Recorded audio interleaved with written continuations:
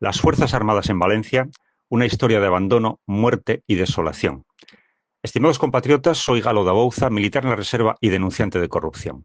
Transcurrido un año de la masacre de Valencia, quiero aportar luz a la criminal inacción de las Fuerzas Armadas.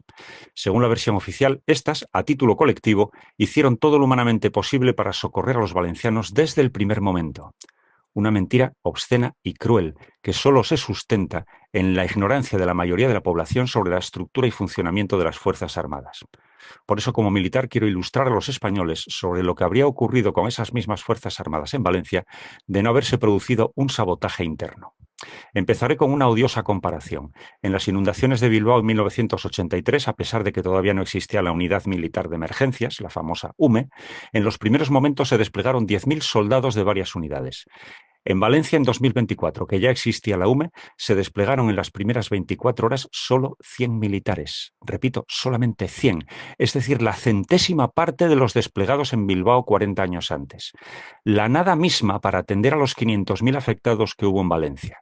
Es decir, el mínimo indispensable para sacarles unas fotos que mostrar en las ruedas de prensa y con ellas engañar a la población, que es lo que se hizo. En realidad, en Valencia, la UME fue utilizada como excelente excusa para no desplegar a todas las demás unidades militares, como se hizo siempre en todas las catástrofes. Bastará una anécdota para ilustrar la voluntad y vocación del grueso de los militares.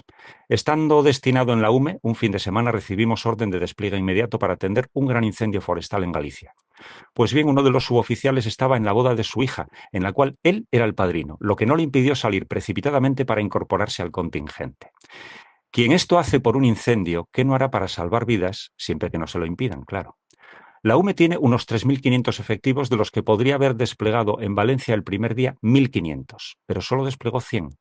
Cualquier militar que, como yo, conozca la unidad sabe que forzosamente hubo un sabotaje interno. Veamos ahora el resto de unidades militares distintas de la UME que, estando disponibles, tampoco se desplegaron en las críticas primeras horas. Solo en Valencia, el Ejército de Tierra, a las 9 de la mañana, con todo el personal acuartelado, disponía de más de 7.000 efectivos repartidos entre 5 batallones y 6 regimientos. Uno de esos batallones es el de helicópteros de emergencia número 2, cuya principal misión debería ser la de salvar vidas, pero no lo hicieron.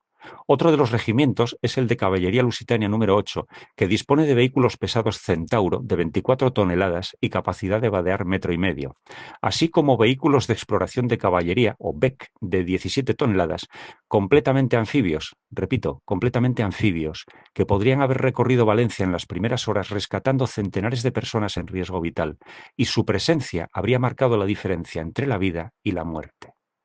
Para que nos hagamos una idea de lo caros que son estos juguetes, los españoles pagamos 10 millones de euros por un Centauro. El BEC anfibio solo la mitad, 5 millones. Demasiado caros para que el único día que podrían haber hecho algo útil salvando vidas antes de ser destinados a chatarra, se queden acuartelados. En Cartagena, a 4 horas de Valencia en convoy militar, está el tercio de Levante de la Infantería de Marina, con vehículos pesados Piraña, que también vadean 1,5 metros, y vehículos de asalto anfibios. Repito, anfibios. En Zaragoza, a las mismas 4 horas de Valencia, está el Regimiento de Ingenieros Pontoneros número 12, el Regimiento de Caballería España y el Regimiento Acorazado Pavía, también con numerosos vehículos pesados y anfibios. Pero hay más, mucho más.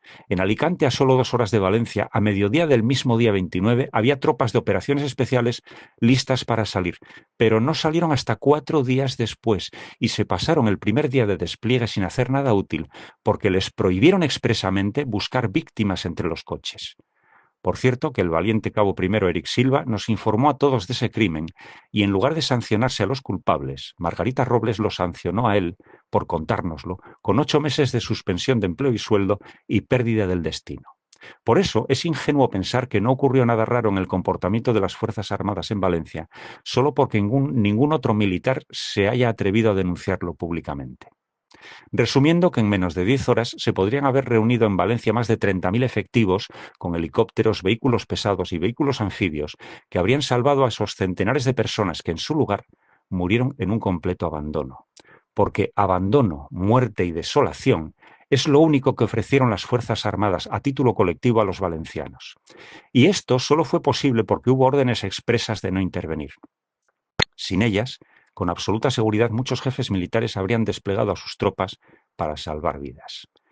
Y si usted todavía no tiene muy clara la gravedad de la inacción criminal de las Fuerzas Armadas ese aciago día, bastará que se imagine a sí mismo en medio de la riada, sujeto a un árbol desde hace 2 horas, extenuado, a punto de rendirse y dejarse morir, esperando a que pase un centauro o un Beck, que sabe que están acuartelados a 15 minutos de aquí. Pero eso no ocurrió, y usted se ha muerto porque los mandos militares han recibido órdenes de abandonarla a su suerte, y contra todo pronóstico las han cumplido.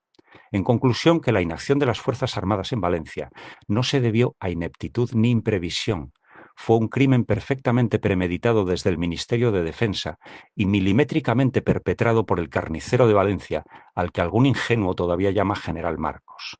Un crimen que exige justicia, porque sin justicia en Valencia no puede haber paz. Fiat justitia ruat caelum, hágase justicia aunque se hunda el cielo.